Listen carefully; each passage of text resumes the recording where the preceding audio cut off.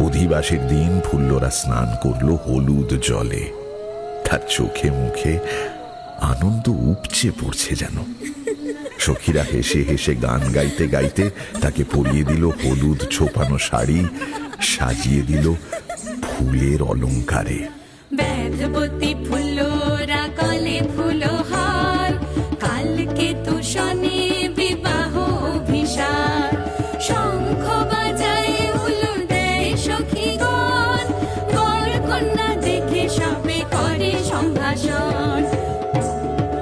বর বেশি কালকেতু যখন ছাদনা তলায় এসে দাঁড়ালো, তখন চারদিকে হুলুস্থুল পড়ে গেল।